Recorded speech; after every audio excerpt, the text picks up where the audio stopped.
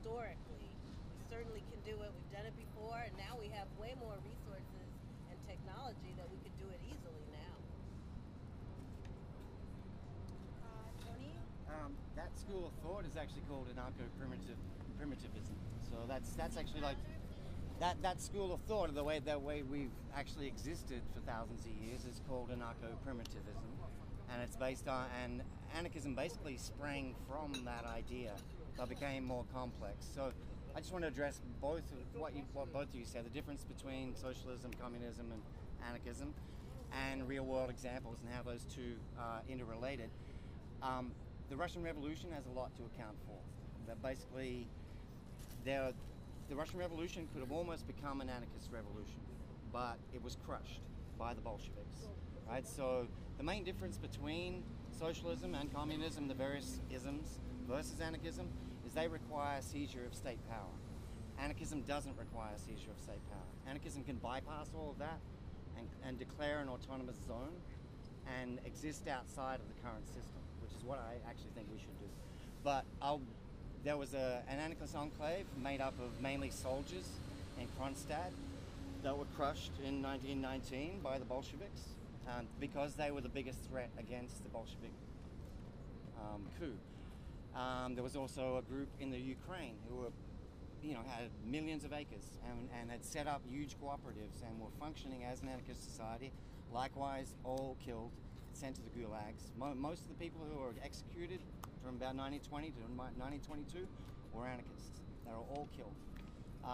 The next big uprising was Spain, 1936. Catalonia was declared an anarchist autonomous zone. And the same thing happened. It was the communists sided with the anarchists originally, and then Stalin signed a non-aggression pact with Hitler, and basically they were all stabbed in the back, and the communists helped defeat the anarchist cause. But if you want to look at a great example of anarchism in operation, it's Barcelona, 1937, 1938. There's a big debate about what could have happened if the anarchists had actually decided to seize power the way the communists had. Maybe they could have held it, but they didn't, and it fell. The best current world example now is the Zapatistas in southern Mexico. They worked alongside with the indigenous people, and they are mostly indigenous people, and declared an autonomous zone, defended the edge of it against the Mexican state, and have held it now since the early 90s.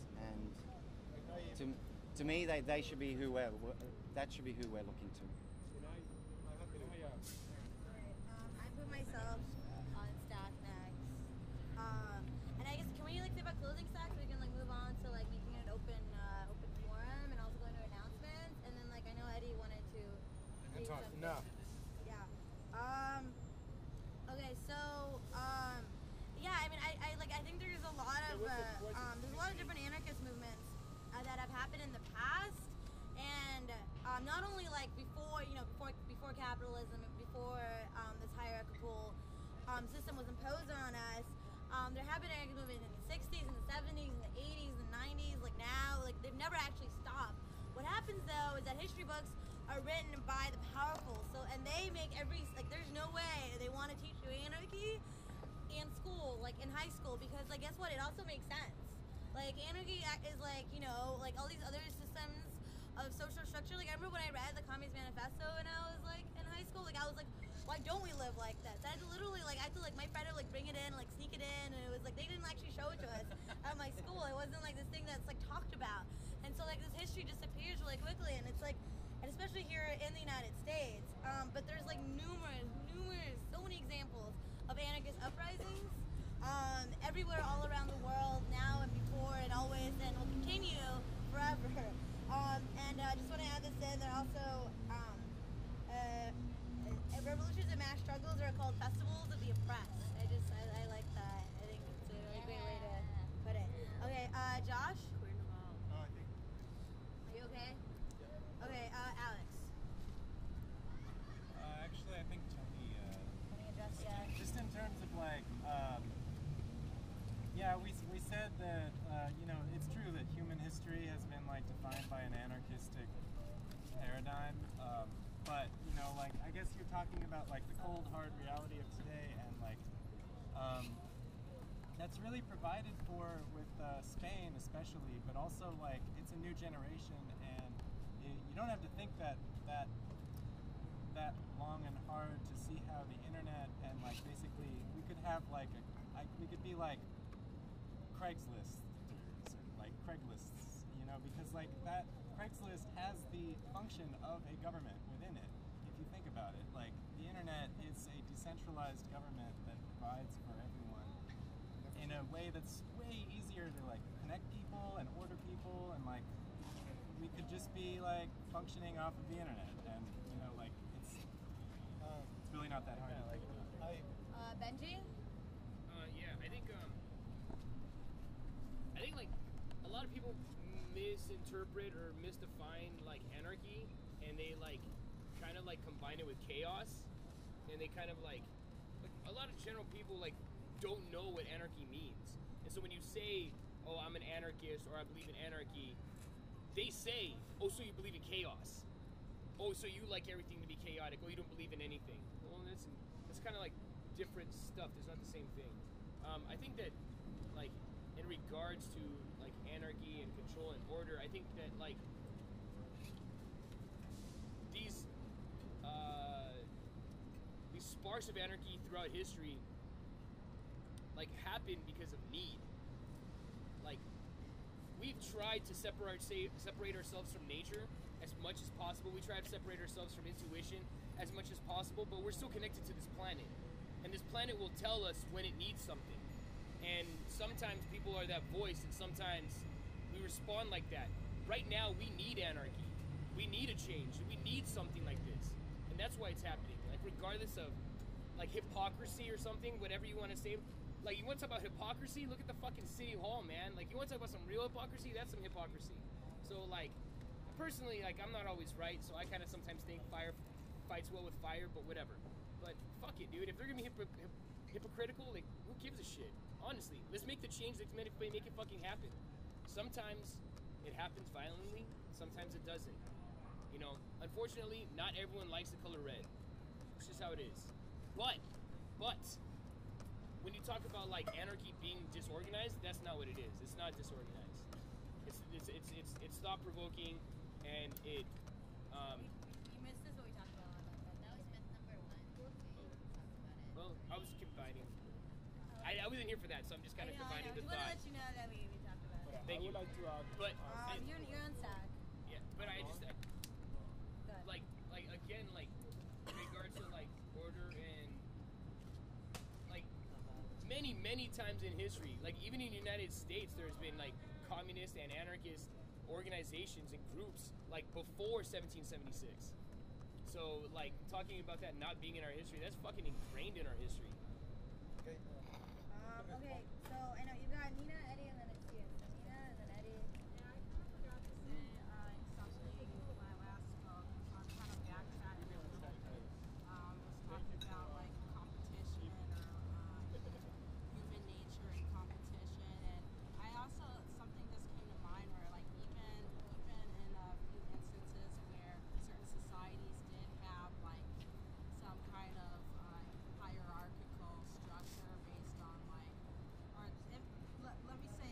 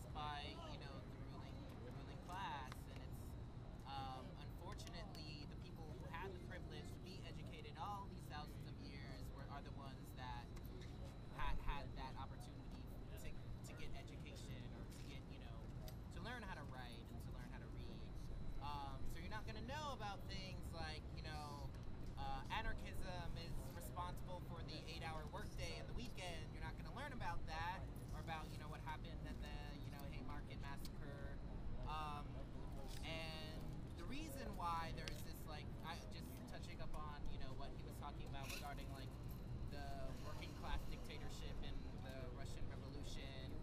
The reason there's that rift between the liberals that work with the state and the radicals that don't is because they're working in tandem. The liberals are working in tandem with exactly what we're against. It's like cooperating and like exercising and like perpetuating that authority, and like where it's just like for years and years it's just been like, why do you keep adhering to that authority instead of just like completely not recognizing it? So yeah, that. Okay, first of all, we have to, when we meet here, it's with the idea to enlighten people with the knowledge that we have. When we misleading, like what you just say over here, that anarchists provide the 8 hours. No, that was the Martin of Chicago in 1898. They were not anarchists. They were socialists, mostly socialist people over there. Another thing, that's what you say. And now we came from anarchists. Another thing that, okay, hold on, let me finish. Let me finish. Court document says that anarchy is being tried. Let me finish. I haven't finished. I let you talk. Another thing that you have to, you say that in Russia too, the history say that anarchists were over there too. No, Trotsky wasn't anarchist. It wasn't anarchist Trotsky. He was fighting another form of socialism, another way to reach the socialism. But he wasn't anarchist. That's it. The history say. Don't mislead. We can go to the library and check it out. He wasn't anarchist. Let's go do that right now. We can do some research on Let's go do that right now. Are you next? You're next. Well, I had a question for him. I mean, I agree with most what everyone said as far as anarchism. I'm into it too. But to create a different state right next to a capitalist state, to me, is to running into competition with a capitalist state that already have the means of production and it has everything to protect it, and to continue on waging wars against anyone that opposes it. I think that the state must be taken by the 99% because we already own it. That's our stuff. We don't have to go anywhere. We don't have to come up with for ideas of how to use the same means of production for the benefit of the 99%. But to create a parallel system to it, I'm gonna believe it when I see it. Can I respond? We can do it. Anthony is the last person that's stacked, if he's gonna respond after him, and then we'll be done. Okay, well, I just wanted to ask like a really dumb question to everybody. Like, do you believe in chaos? Like, that's a really dumb question, like, do you believe in chaos? Or like, do you believe in like violence, And it's like, yes, I believe in those things. Chaos exists because order exists, like violence exists because peace exists, like there are gradations in like humans and human potential and everything like that, and like I just want to like make it really clear that like we were not born into a system that was like working really well for us, and then like now we're fighting in order to like fight for like that world that we lived in when we were younger. Like, we're not doing that. We're like living within a system that is crumbling itself. Like it's falling to pieces like on its own. And what we're doing is not what the brother over here is thinking that we're doing. We're actually like teaching a lot of people like how to live in such a way that like where there's like mutual respect and like mutual accountability and mutual aid, and people like share things with each other because they want to and not because they're being forced to. And it doesn't, anarchism is not a system of beliefs that like by itself can run like any sort of community. It's just the belief that communities, if left alone for longer than like an hour or two, just develop organically, because that's the way humans develop. They organize communities and they take care of each other and they watch each other's backs. I also just want to say that like anarchism for me, like it does mean chaos. It does mean like certain notions that people like might be uncomfortable with, because like humans are also like very strange creatures. Like we're also like really gross. Like if you cut us, like we bleed this weird stuff, and like our mouths look really weird and like contain a lot of bacteria and stuff. Like chaos exists when we meet each other for the first time. That's like a very like chaotic, like social relationships are a very like chaotic and trying time. Like the world that we live in now is like a society that runs like perpetuating chaos, like perpetuating a state of disorder, so that like there's no like moment for us to like take a breather or take like a break from capitalism, you know? Like there's no area that is completely liberated from capitalism, you know? Those are worlds that we have to create, because we haven't been given any examples of how those worlds are supposed to look like. So I do just want to like, anarchism like implies like a lot of work by humans to take direct action in their own lives to produce the world that they want to live in, you know? And like it isn't just like this theory that anarchism just happens and people are beautiful like once the state goes away. It means like people have to learn the concepts of like not being sexist, not being racist, you know, like not hitting somebody for no reason, not like, you know, organizing a community against another community, you know, like those sorts of things don't work for the betterment of society. Those things work against it. So how do you ensure those things to happen? You just teach, and you have to teach people. You have to teach people about it. Can you be quick, because we wanted to be close to chat. Just quickly, I think there's basically two schools of thought, and I kind of argue with you guys about this a bit, but one is we stay here and we battle the state and we try and like eventually, you know, become an anarchist society on a wider level, or we move to somewhere, declare an autonomous zone, I think personally in conjunction with an indigenous group, and like the Lakota Sioux have done, declared a separate nation within a nation, and we hold that as an autonomous zone, and we build a new society there, and we bring people to us, and the idea will spread from there, and other more autonomous zones will spring up around the country. That way we don't have to battle the state, we don't have to battle the police on a constant level, because we'll become this new society that people will look to. But that requires us going to the country, which a lot of people are against, and because we have this experience of what the 60s communes became, but it doesn't have to be that. We're in 2012, we can rethink it completely. It could actually be urban if we want it to be, and not even too far from here. But I mean, I think the key thing is that we just declare a zone and hold it, and exist outside of the current system. Build a new world. Okay, so Eddie, did you want to read your thingy? Oh, yeah, okay, so I'm going to read, it's a collected work pertaining to how Elise Recluse felt on voting. It was edited and translated by Emma Goldman, another anarchist. Is called Why Anarchists Don't Vote. Everything that can be said about the suffrage may be summed up in a sentence. To vote is to give up your power. To elect a master or many for a long or short time is to resign one's liberty. Call it an absolute monarch, a constitutional king, or a simple MP, the candidate that you raise to the throne, to the seat, or to the easy chair, he will always be your master. They are persons that you put above the law. Since they have the power of making the laws, and because it is their mission to see that they are obeyed, to vote is befitting of idiots.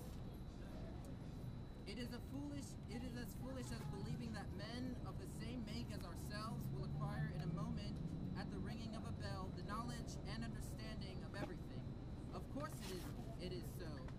Your elected person will have to legislate on every subject under the moon, how a box of matches should or should not be made, or how to make a war, how to improve the agriculture, or how to best kill a tribe of Arabs or a few Negroes. Probably you believe that their intelligence will grow in proportion to the variety of subjects they have to give their minds to, but history and experiences teaches us otherwise.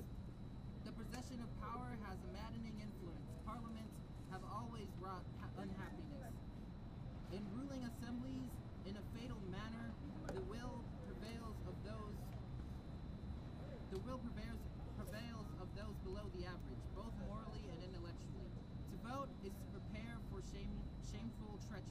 traitors.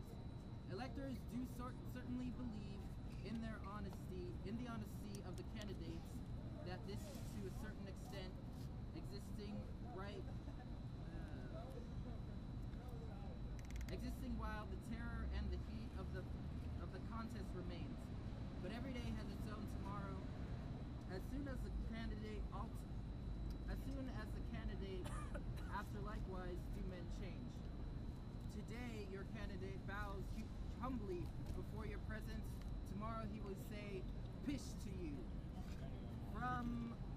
From a cadre of votes, he has turned to be a master of yours.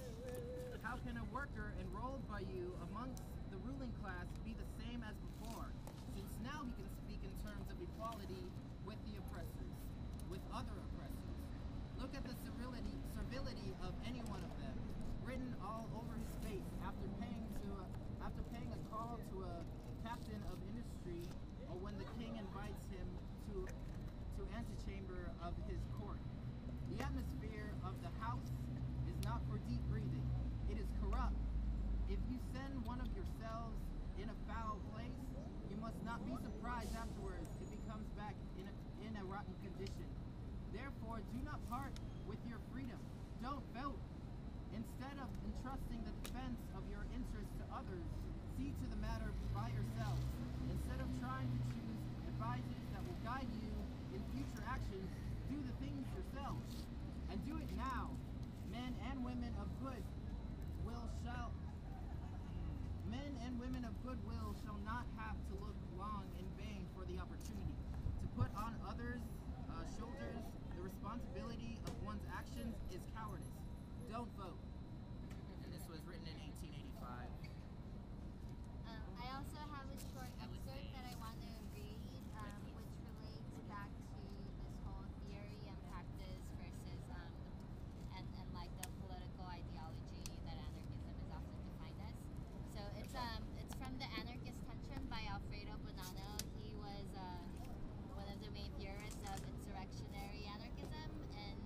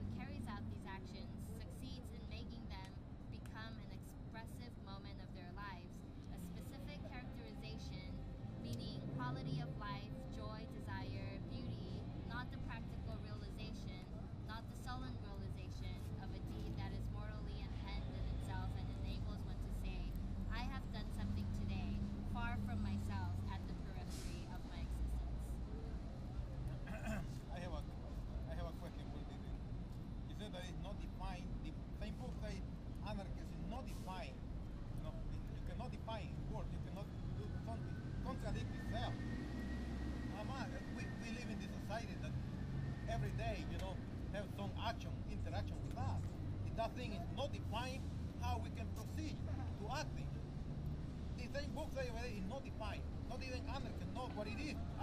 You know, so it's an idea. No, we live in a real world. We dealing with issues, economic issues. Those are the ones that we have to discuss, trying to understand how the system is working, how we can operate better to get the 99% that we get to get it. Because we are a minimum amount of 90%, you know. That is embracing in discussion without any end. Because it's not even defined by the book over there. So we have to go in the problem that we have. That's how we can go and be more effective against the 99. That's what we have to discuss. It's not something that is not undefined. Open the forum for a discussion later, but first, can we do announcements? Anybody have announcements? Any affinity group announcements? And then Kimberly, and then anything. As usual, I'm representing Occupy LA Freedom School. Before I start announcing what's actually on this paper, I'd like to suggest that there's been an awful lot of energy here, a lot of great comments, and that I would love it if some people would come to the Freedom School and propose a class or a presentation or a discussion on this very topic. And we can open this, and maybe even a series of classes. Some of the questions that you were talking about far away or right here, I think these are things that could be opened up and really looked at. So, and there's lots of other things here that would be great. So that's one of the things I'm hoping that people will bring forward. As far as the Freedom School itself goes, tomorrow we're having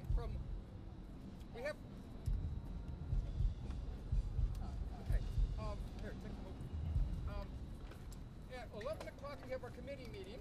11 to 12:30. By the way, we need more members. Anybody interested, come check us out.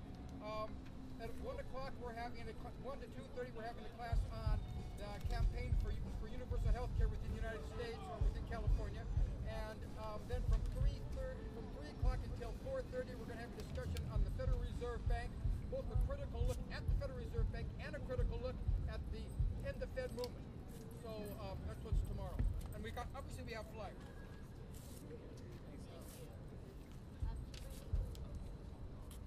I didn't actually have an announcement. Okay. Thank you. So tomorrow there's going to be a meeting. It's Occupy Los Angeles's men's circle to support smashing patriarchy. It's tomorrow at 7 o'clock. If you would like to participate in deconstructing some of the social conditioning patriarchy that lies in all of us men, come to the meeting, or just tell me and I can give you their address and everything. It's 7 p.m. really awesome. It's tomorrow, 7 p.m. Work department. Also, the OLA Men's Circle Smash Patriarchy is they're going to be in support of the action on the 26th. It's a women's march. Word, it means, I don't know what word means. It's like women organizing to resist the Fed. It's on the 26th, and the men's circle plans on, supporting them for that.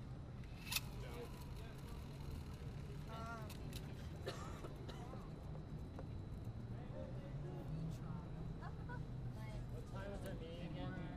7 p.m. Any more announcements? Yeah, I mean, actually, I was gonna say something that exactly what Ed said about doing this again, because I think it's really valuable to have these kind of dialogue. Because I think we're gonna be organizing. We should be organized first. We're gonna be organizing other people, and I think there's not really. I think there's a lot of there's a lot of not really a lot of talk about anarchy, especially as it relates to other socialism and communism. I think it'll be a great dialogue. So if anyone would be interested in helping me put together a syllabus, I think that's what you need for the Freedom School. I have a list sign up I can pass around. So if you guys are interested,